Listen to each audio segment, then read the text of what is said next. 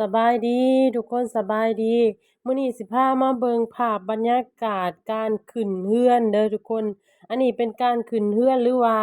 เว้าอีกอย่างหนึ่งก็คือการขึ้นบ้านใหม่เนาะทุกคนหลังจากที่ว่าสร้างบ้านแล้วก็จะมีพิธีการขึ้นบ้านใหม่ก่อนที่ว่าเราจะเข้าไปอยู่เนาะอันนี้แม่นภาพบรรยากาศตอนเช้าทุกคนก็จะมีพี่มีน้องมีญาติพี่น้องหลายๆคนมาร่วมกันเนาะเฮ็ดอาหารเพื่อจะเสิร์ฟ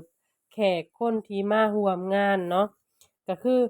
เอ่อการนึ่งข้าวการแกงก็คือจะแกงใส่หม้อใหญ่ๆแบบนี้เลยทุกคนหลังจากนั้นตอนเช้าเนาะเราก็จะมีการกาเกียมเป็นพวกหมากไม้พวกข้าวพวกน้ำพวกอิหยังหลายๆสิ่งหลายๆอย่างที่ว่าเพิ่นใช้ในการขึ้นเรือนเนาะหลังจากนั้นประมาณ7 โมงทุกคนก็จะมีพิธีการตักบาตรเนาะ พระก็จะมีอยู่19 องค์ตามที่เพิ่นเว้ามาเนาะบรรยากาศผู้คนหลายๆที่ว่าเพิ่นเชิญมาก็จะมาร่วมกันแล้วก็ถือข้าวถือน้ำมาก็คือมาใส่บาตรทำบุญเนาะทุกคนเว้าง่ายๆก็คือการทำบุญตักบาตรขึ้นบ้านใหม่เนาะบ่ฮู้ว่าทางอื่นเป็นคือกันบ่ทุกคนแต่ว่าทางบ้านข้อยจะเป็นแบบนี้เนาะ แล้วก็บางคนก็จะเอาพราหมณ์ขึ้นบางคนก็จะเอายาคูขึ้นบางคนก็จะขึ้นแบบอื่นเนาะก็ขึ้นกับการเชื่อถือของแต่ละคนเนาะถ้าเราเชื่อพุทธเราก็ขึ้นแบบพุทธถ้าเชื่อคริสต์ก็ขึ้นแบบคริสต์เนาะหรือว่าอิหยังก็แล้วแต่ตามแต่สะดวกของเจ้าภาพเลยเนาะว่าเจ้าภาพต้องการขึ้นแบบใดก็แบบนั้นเนาะทุกคนอันนี้แม่นภาพบรรยากาศทางในแล้วเราก็จะมีการฟังเทศน์เนาะ เพิ่นก็จะเทศนาเนาะทุกคนตกมากลางคืนเนาะตกมากลางคืนก็จะเป็นพิธีการหรือว่าเป็นการม่วนการซื่นเนาะเพิ่นก็จะจ้างวงดนตรีมาก็คือมาม่วนมาซื่นคือทุกคนก็สามารถมาจอยนำกันได้เนาะมาม่วนมาซื่นนำกันหลังจากที่ว่าเฮ็ดเวียกมาตอนกลางเว้นเนาะตอนกลางคืนก็คือม่วนเต็มที่ทุกคนกินเต็มที่เพิ่นเลี้ยงเต็มที่เนาะก็สามารถ กินได้เต็มที่เลยเนาะทุกคนเนาะแล้วก็ม่วนก็จอยกันแบบนี้เลยตล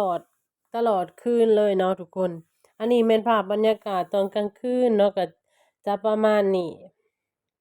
นี่ผู้คนก็สิพากันม่วนกันเต้นกันเนาะ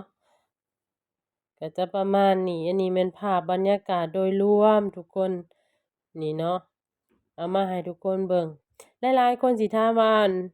คือบ่พาเขาเบิ่งทางในอีกแน่จักหน่อยทุกคนจักหน่อยสิพาเขาไปเบิ่งทางในเนาะจะพาทั่วแบบทั่วถึงเลยแต่กากถือโอกาสขออนุญาตเจ้าของเรือนเพิ่นเลยเนาะ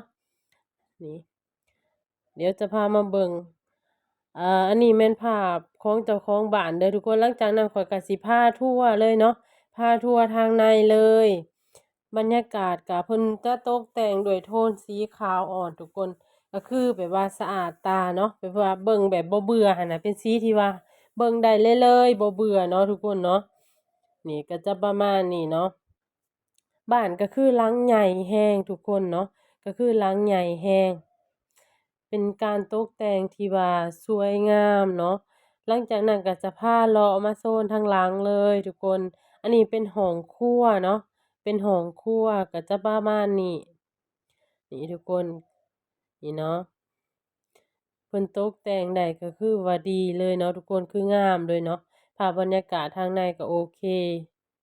นี่ก็จะประมาณนี้ทุกคนหลังจากนั้นก็สิพาเขาไปเบิ่งที่สำคัญทุกคนก็คือห้องน้ำเนาะบ้านก็ต้องมีห้องน้ำเนาะนี่จะพาเขาไปเบิ่งห้องน้ำเลยทุกคนห้องน้ำก็คือคักเนาะ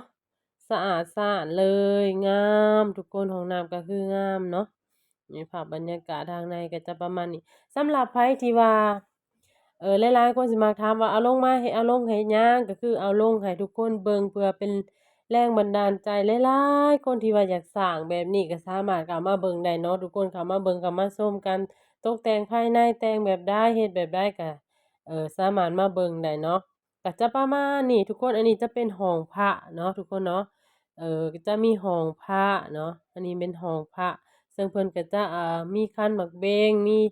ธูปมีเทียนมีเครื่องอิหยังหั้นแหละทุกคนเนาะก็จะประมาณนี้อันนี้แม่นเครื่องขึ้นเรือนของเพิ่นเนาะก็มีหาบเงินหาบค่ำหรือว่าอิหยังก็ประมาณนี้เนาะห้องโถงก็คือแบบว่าโอ้อางโอ้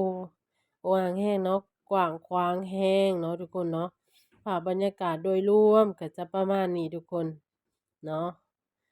ก็จะประมาณนี้เนาะ